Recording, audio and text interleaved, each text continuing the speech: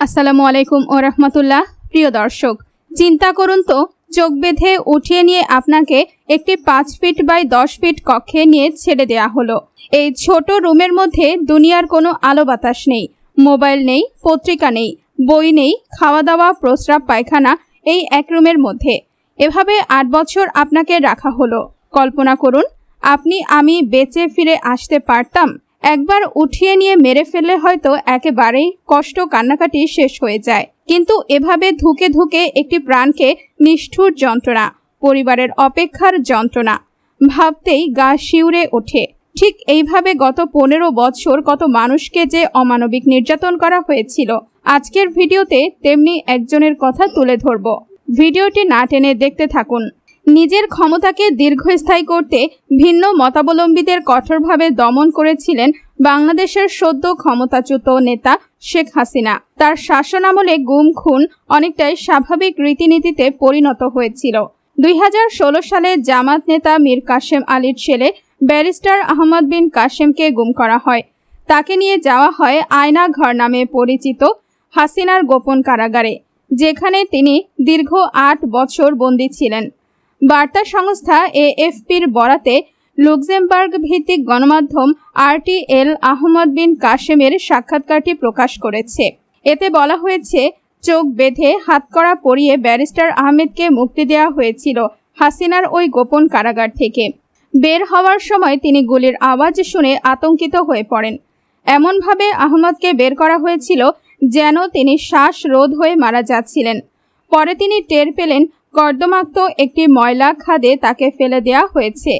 তখনও তিনি জানতে পারেননি এক ঐতিহাসিক গণ অভ্যুত্থানের মাধ্যমে দেশ ছেড়ে পালিয়েছেন শেখ হাসিনা এবং আহমদ সম্পূর্ণরূপে মুক্তি পেয়েছেন।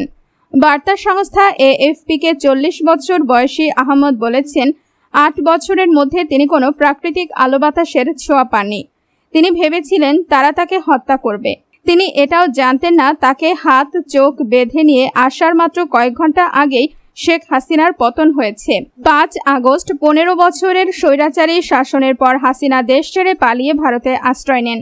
এই দিনও গুম হওয়া আহমদ অন্ধকার সেই আয়না ঘরেই ছিলেন। সেনাবাহিনীর গোয়েন্দারা ছাড়া ওই গোপন কারাগারের খবর কেউই জানতেন না। বন্দী ছাড়া কারোর সাথে যোগাযোগের কোনো উপায় সেখানে ছিল না বলে জানিয়েছেন আহমদ। দীর্ঘ 8 বছর তিনি সেখানে একটি কক্ষে আটক ছিলেন। আয়নাঘর সম্পর্কে যেন কেউ কোনো তথ্য না পায়, সেই বিষয়ে গোয়েন্দারা কঠোর নীতি অনুসরণ করতেন। আহমদ বলেছেন, তিনি আয়নাঘর থেকে বাহিরের আজান শুনতে পেতেন। সেখানে উচ্চ আওয়াজে মিউজিক বাজানো হতো। মূলত আজান শুনে শুনে দিনরাতের পার্থক্য করতেন আহমদ। তবে সেখানে তিনি ঠিক কতদিন অতিবাহিত করেছেন সে বিষয়ে স্পষ্ট কোনো ধারণা তার ছিল না। মিউজিক বন্ধ হলেই তিনি অন্য বন্দীদের চিৎকার শুনতে পেতেন। আহমদ বলেছেন, ধীরে ধীরে আমি বুঝতে পারি সেখানে আমি একা নই। আমি সেখানে প্রতিনিয়ত অন্য বন্দীদের কান্নার আওয়াজ শুনতে পেতাম। সম্ভবত সেখানে নির্যাতন সহ্য করতে না পেরে বন্দীরা চিৎকার করত। হিউম্যান রাইটস ওয়াচের তথ্যমতে 2009 সালে ক্ষমতায় আসার পর হাসিনা 6 শতাধিক লোককে জোরপূর্বকভাবে গুম করেছে। 2022 সালে একটি গণমাধ্যমে আয়নাঘর সম্পর্কে খবর প্রকাশিত হওয়ার আগ পর্যন্ত হাসিনার ওই গোপন কারাগার সম্পর্কে মানুষের কোনো ধারণাই ছিল না। আয়নাঘর নিয়ে প্রতিবেদন প্রকাশিত হওয়ার পর হাসিনার সরকার তা অস্বীকার করেছিল। তাছাড়া তারা গুমের বিষয়টিও অস্বীকার করে আসছিল। সে সময় বলা হয়েছিল, যারা নিখোঁজ হয়েছে তারা অবৈধ উপায়ে ইউরোপে পাড়ি দিতে গিয়ে ভূমধ্যসাগরে নৌকাডুবিতে প্রাণ হারিয়েছেন। আহমদের বাবা জামাত নেতা মীর কাসেম আলী। যে বছর মীর কাসেম আলীকে 1971 সালে মানবতাবিরোধী অপরাধের দায়ে ফাঁসি কার্যকর করে শেখ হাসিনা প্রশাসন, সে বছরই আহমদকে গুম করা হয়েছিল। সরকার জামাতের ওই নেতাকে মানবতাবিরোধী অপরাধে ফাঁসির কথা বললেও এই নিয়ে কোনো মতবিরোধ রয়েছে। বিশ্লেষকদের কেউ কেউ বলেছেন, হাসিনা বিরোধী মতকে দমন করতে বিচারিক হত্যাকাণ্ডের মাধ্যমে মীর কাসেম আলী সহ জামাতের অন্যান্য নেতাদের ফাঁসি কার্যকর করেছে। কাসেম আলী দোষী কিনা এই বিষয় পর্যবেক্ষণের জন্য সে সময় আদালতের বিচারিক কার্যে কোনো আন্তর্জাতিক পর্যবেক্ষক দল জড়িত ছিল না। আহমদ তার বাবার বিচারিক কার্যক্রমে আইনি লড়াই করতে লন্ডন থেকে ঢাকায় এসেছিলেন। তখন তার বয়স ছিল 32 বছর। সে সময় ট্রাইব্যুনালের বিভিন্ন পদ্ধতিগত ত্রুটি এবং বিচারিক পক্ষপাতের বিষয়ে গণমাধ্যম এবং বিভিন্ন মানবাধিকার সংস্থার রিপোর্টে উঠে আসে, এক রাতে সাদা পোশাকধারী কয়েকজন আহমদের বাড়িতে প্রবেশ করে এবং তার পরিবারের কাছ থেকে তাকে ছিনিয়ে নিয়ে যায়। তাকে সিঁড়ি দিয়ে টেনে নামিয়ে একটি গাড়িতে তোলা হয়। আহমদ বলেছেন, আমি কখন স্বপ্নেও আমার এই ভয়ঙ্কর পরিস্থিতির কথা ভাবতে পারিনি। আমি বুঝতে পারিনি বাবার ফাঁসির কয়েকদিন আগে আমাকে এভাবে তুলে নিয়ে যাওয়া হবে।